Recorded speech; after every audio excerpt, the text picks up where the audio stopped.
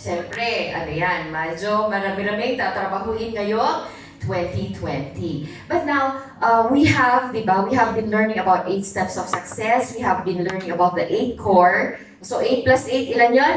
16. Dahil ngayon, I'll be sharing to you sales tips. Dadagdagan ko ng isa. Magiging 17 naman siya ngayon. Bilang, hindi lang 365 days now, because we have how many days now? 366. So we have one bonus day to improve. Now this one, I have read this by David Thompson, 17 sales tips. So yung iba dito, alam nyo na, parang, but sometimes we need to be reminded also of the basics, okay? So, the first one, can you read? Review old prospects. Diba in our 8 steps to success, we have a name list. Yes. Or a prospects list. But sometimes for those of us who have been here for quite some time already, that name list is already hidden in our lockers, hidden in our homes. Hindi mo na alam kung where your name list was. But you have to go review and see, maybe there are still names in that list na hindi mo pa napapasign up in Atomy. Yes. Because back then, when you made that name list, you were still a newbie, you were not confident yet, you were not attending seminars yet, you know a little of our products yet, so you were not able to sign that person up. Now, if you go and review that list, maybe you will see, si kumpare ko pala, hindi ko pa napapasign up. Maybe this time that you're more confident and knowledgeable, mapapasign up mo na siya, mapapa-invite mo na siya sa center. Okay. Second, spend 10 minutes a day away from your computer thinking about strategy. This one, nasanay tayo sa routine. Day in and day out. For the past 2019, from January 1, 2019 to December 31, 2019, we had a routine every day. But sometimes you ask yourself, yung routine ko ba noong 2019 brought me to my goal, to yung sinulat mo sa life scenario mo, or baka naman walang nangyari. So you need to change. Minsan we have this thing called writer's block. When you say writer's block, yung mga authors, yung mga nagko-compose ng kanta, nagsusulat ng libro, sometimes, or yung nagsusulat sa newspapers, di ba? Yung mga, wala silang maisip na article. So there's writer's block. Sometimes you just have to get out, breathe fresh air, sabi nila. But in our case, these 10 minutes, if you're too, parang walang nangyayari sa'yo, feeling mo, you can use that 10 minutes for counseling with your sponsors, or you can speak with your members, mag-brainstorming kayo. This was suggested by Ma'am Claire also, to do brainstorming, because they might have ideas, or nawala, na hindi mo pa alam, or hindi mo nagagawa.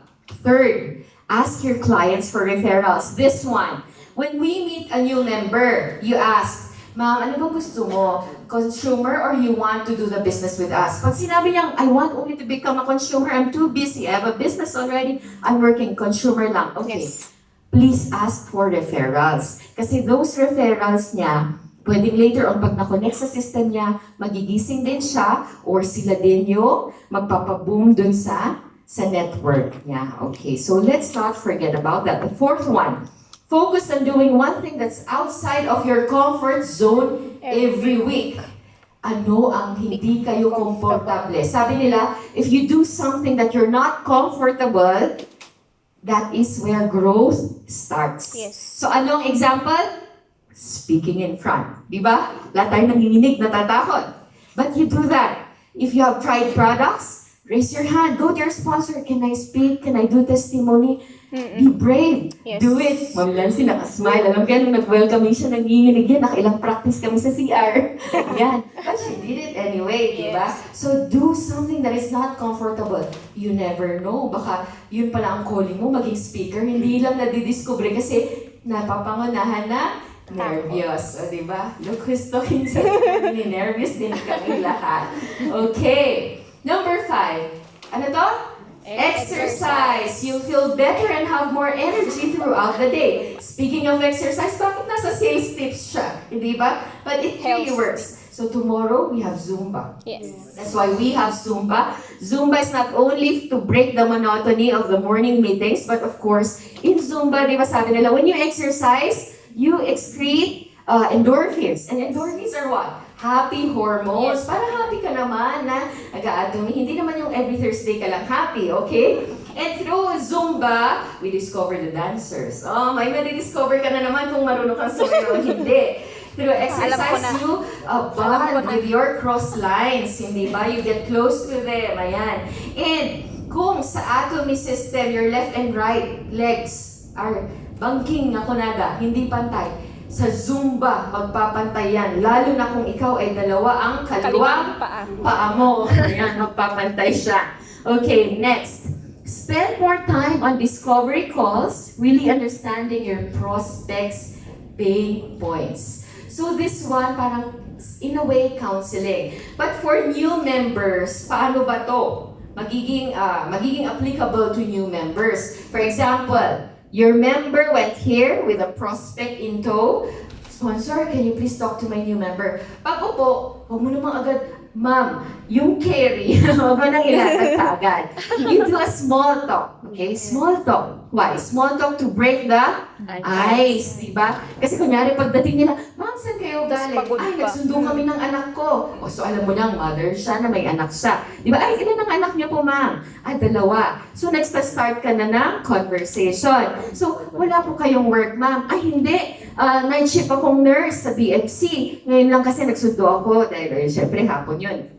So, nurse. So, be careful ka na mag-speak about yung sa pag hindi mo kabisado ang ating health supplements, ingat-ingat. May medical background yung tao ngayon. So, ganun siya. You have to do small talks para naman makita mo. Eh baka nang biglang ma-bring up doon na meron pa rin siyang sakit sa puso, di ba? Yung literal na sakit sa puso, yung, di ba yung heartache naman na alam ng mga millennials natin. Okay? So, makikita mo, mapupulsuhan mo. Di ba? Okay, another, 7. Focus on quality, not quantity. Ano to? Minsan, when we present, feeling natin pag kompleto yung present natin, the more that we speak, parang ang dami. But no, focus on quantity. Example, when we go to barangays, di ba, to present, sabi mo, Kap, pwede po ba kami mag-present? Ilang minutes po ang ibibigay niyo sa amin? O sige, mag-present kayo before our meeting, general meeting. We'll give you 15 minutes. So within that 15 minutes, make sure na yung may quality na yung ibabagsak mong information. Hindi yung pasakali ka ng haba-haba mamaya, time is up ka na, pala buti walang nagra-wrap up doon. Pero di ba, wala na, you lost the chance to close that deal. Kasi you were thinking na hindi, dapat makompleto ko from carry hanggang may vision ka pa sa dulo, di ba? Pero kulang nga yung oras mo. You have to be flexible. Quality is very important. The quality of the message that you will deliver. So, an example. For example, you are pressed for time. Kulang yung oras mo mag-present. Okay? So, don't go into the details. Yung nitty-gritty na sabi nila. To the details of the products na very technical. You tell your testimony about it. Halimbawa, yung testimony ko naman, parang ako. I don't have yung life-changing testimony ng Omega. Kasi syempre sa edad ko siguro, magulay naman ako, so I cannot say na, ay, ako bumaba yung cholesterol ko. But pick up from the testimonies of those who are speaking in front. Kaya it's nice to be attending our seminars. Pag Saturdays we have testimonies, pay attention to their testimonies because their story, you can relay sa mga ganong situation. And that way, mas personal. Ay, oo, ganyan ako, yung mother ko mababypass din. Ay, ganyan din ako, nagka-heart enlargement. And then after that, believe it or not, they will be placing their orders for Omega, for Hemohim, before you leave that door, that venue na nag-presentan mo. Okay. 8. Listen to industry and sales-specific podcasts daily. Ano ang podcast? Okay. A podcast is an audio file that you can download from the internet. So halimbawa, we will be going to the Success Academy. Ilang hours yun? Eh ikaw, hindi ka natutulog sa biyahe. So instead of listening to a music, maybe you can listen to yung mga na-download. Ang most downloaded na podcast, TED Talk. Yun. So, dito specific. This one, number 8, is very similar to our 8 core na watch a VOD, read a book. what's the purpose of this number 8? Equip yourself. Equip your mind with knowledge. Because knowledge is Power. Sabi ni Ernie Barbosa. Ernie Baron. Yung sa mga nahahalo tayo sumagot ng Baron. Mga luma. Ay, hindi naman luma. Mga generation 80s X. Okay. So, you listen. You equip yourself with makinig ka about network marketing, about leadership. If you want to know more about supplements, di ba? Hindi naman nababago yan eh. Kung you be knowledgeable. When you are knowledgeable, you are more confident in explaining to people. Number 9, get social. Ano itong get social? Because social media is in nowadays. Ren said a while ago, try as much as possible to post on Facebook. This one, if you notice, I had been posting on Facebook also. But meron ako, anong naging advantage na doon ang pagpo-post? Kasi meron akong mga naimbita noon. Iniimbita ko when I started in 2017, yung mga nag-reject po sa akin noon, noong 2017, nakikita nila na up until now, I'm still active in Atomy. Because I post events, yung mga Taiwan tour, mga success academies, they see there na, kaya yung merong nakakita sa akin ng reunion ng December, they said, oh, Miss Atomy. They all, when they see me Miss Atomy, because they know I'm very much active in Atomy. Tsaka yung nag-reject sa'yo nun, isipin na, there must be something good in Atomy. Kasi magti 3 years na siya dyan eh. She's doing maybe good in Atomy. Kaya yan pa rin yung company niya. Ano ang one good thing that nangyari dahil sa pagpo-post ko? One of the leaders ng isang Filipino network marketing, kumpare ko. But he doesn't want to join me here in Atomy because he has his own network company. So, ako kasi, when I post about Atomy, I check yung mga nagla-like. Yung mga nagla-like, I see the names of those networkers na friends ko from other companies. So, if their names are not there, syempre, naturally, they will not like Atomy. If I will post something na personal, yung mga sa family, they will like, how hard pa nila. Pero pag Atomy, kulang na lang siguro, pindutin nila yung agree. Hindi naman, pero yun. So, one time, December, he has been liking this particular individual, this friend of mine has been liking my post in Atomy. Tapos when I message him, kumusta, ganyan, Merry Christmas, etc. Tapos, maybe you would want to reconsider Atomy this time, sabi ko. And then yun pala, without knowing, he's no longer connected to his old networking company. He said, okay, let's meet. Pwede naman. Bigyan ko ng chance. So, get social. Use social media. That's why they pay stars, millions of pesos because of advertisement. Use your Facebook accounts, Instagram, whatever you have to promote that you are active in the Atomy business. 10. Send handwritten holiday cards to your clients and prospects. This one, kasi US siya, US-based siya, they usually do that. But this time, we don't say send holiday cards, di ba? Text messages, pag may mga okasyon. So, your members will feel important also. Yes. Well, you message them when it's their birthday, greet them pag Christmas, pag New Year. Hindi yung makaka-receive lang sila ng text sa'yo pag the order mo. Mano-invite mo na Sabado, yung mga ganon. Siyempre, we create a relationship with them also. Okay, para hindi naman nila isipin na, talaga pagporportahan lang dati, di ba? Hindi tayo mapagbintangan din, gano'n. But mean it also from the heart, hindi dahil, nasa sales tips yung gawin ko. From the heart naman. Okay, never end a conversation without a next step. This one, I specifically learned this one from Sales Master Beth. When you are talking to a prospect, okay, to a new member, kunyari nag-facial siya. And then, ma'am, magdala ka naman ng mga kaibigan mo, yung mga friends mo. Next week, sila naman nagpapa-facial natin. But you give a date. Kailan natin siya i-facial? When we'll give the facial to your prospect? Is it on a Wednesday or a Friday? You give a specific date for them to choose from. So, 2 choices. So, pag sinabi mo Wednesday or Friday, they will think Wednesday or Friday lang yung nasa utak nila. So, they will choose. Wednesday, I'll do something. Laundry day ko yun. Friday, I will be available to bring a prospect. Ganon. Kasi, if you will say, you come back, ma'am, when you're not busy. And she will say, I'm always busy. So, they'll never come back. Give them a choice. Okay. 12, start doing more research pre-call. Don't just wing it. What does this mean? Do your research before calling someone. For example, my friend is sick in, halimbawa, USA. My friend is sick in USA. Tapos nalaman mo about him. You are calling right away because you are too excited to tell about him. But then when he will start asking you about the him, biglang, ay, balikan kita pala pare kasi ngayon mo, basta bayat ka, no? Diba? You have to do your research also. Para once he pick up that phone, that's your chance to deliver the message about the product already. Kasi once na, balikan na lang pala kita, ay mamaya sin zone na, hindi na niya ipipick up yung call mo kasi, ay bibentahan ako neto, sabi niya. So, pero once na nasabi mo yung benefits right away, you're very confident about it, maka-order na siya the next time. Okay.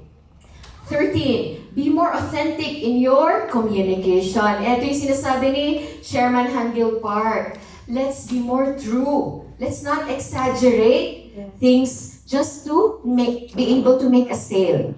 Be true. Kasi yun nga, the truthfulness, magra-radiate din dyan sa'yo. Ang pangit na yung mababrandan ka na, pag siya nagsabi, may dagdag bawas yung information niya. Just say kung ano yung dapat na sabihin. Okay.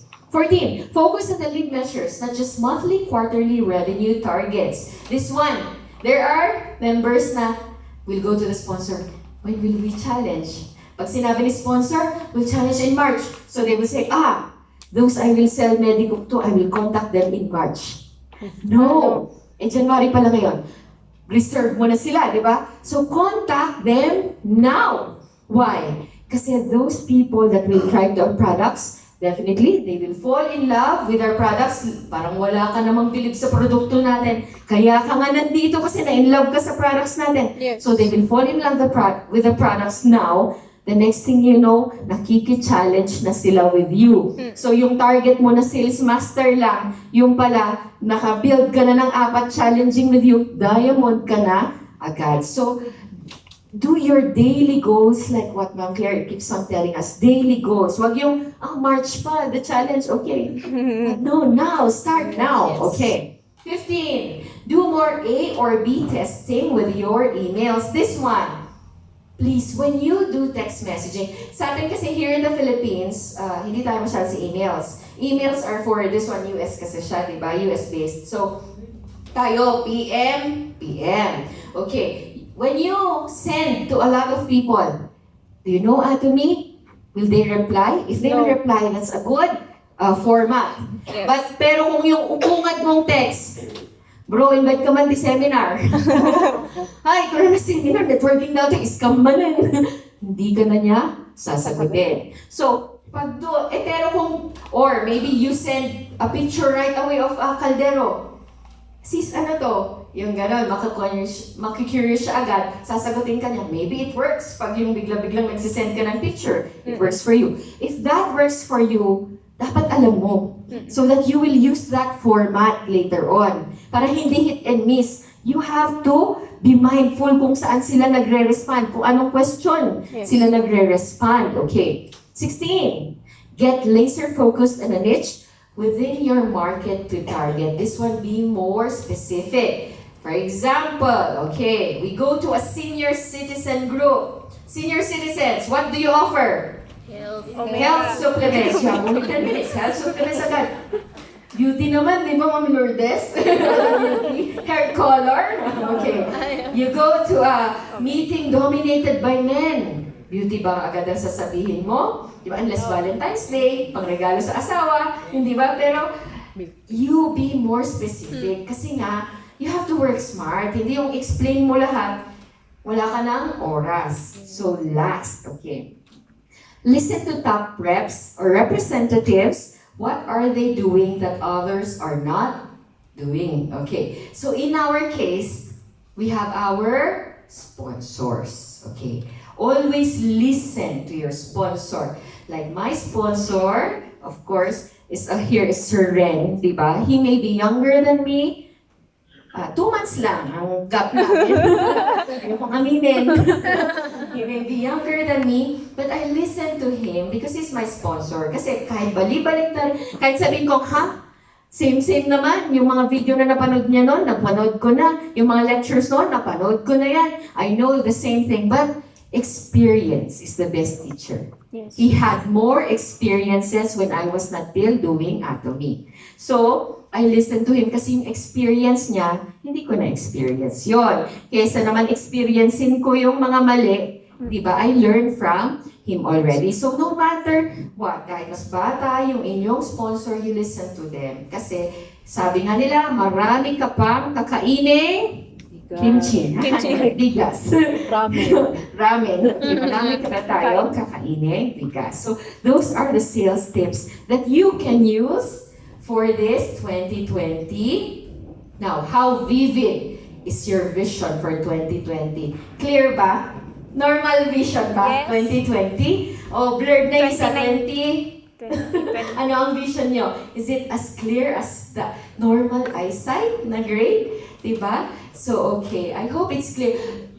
Resolutions, they say. Write down what you want to achieve in 2020. Every New Year, sino may New Year's resolution dito? Papapayat ako. Yun yung mga laging New Year's resolution, lalo na ng mga teenager, di ba? Papapayat ako. But in Atomy, we have our life scenario. And this one, hindi lang January 1 mong gagawin. Monthly natin to, ina-update for our resolutions. Anong gusto mong baguhin bilang isang Atomian? Anong gusto mong ma-dream bilang, anong dream mo ngayong 2020 at gusto mong ma-achieve bilang isang Atomian? So once you have dreamed, anong next? You have to plan. Okay? So sabi nga natin, kailan ang challenge? Sa March. So nasa dulo pa siya, monthly or quarterly. But before that, there's daily plans. So you have to plan. So you dream, you plan, and then the last one is you execute or you achieve. So, this is my sabihin ko sana, third Christmas, nung katatapos naman in Atomy. But what happened to me when I started in Atomy, May 2017, at the end of the 2017, ayan, I was able to achieve Sales Master. At the end of 2018, Diamond. I wrote in my life scenario, Sharon, sana end of 2019. But it came early. Wow. So it came 6 months earlier. Yes. Diba? So minsan nakakagulat din si Lord. Yes. Diba? It came earlier. So this 2020, we will achieve more. So my wish for this 2020, maybe not necessarily a higher mastership, but to see my members climb up the ladder of mastership, to see our cross lines also climb up the ladder of mastership, to have auto system. That's my goal for this 2020 auto system, not only for me, but for everybody here, CAP Center members, diba? So, yan lang po. Today is January 8th. Start your impossible to become possible. So, the new year is like a blank book. The pen is in your hands. It is your chance to write a beautiful story for yourself. Para sa pamilya mo din kasi yan. So, Happy New Year and good evening.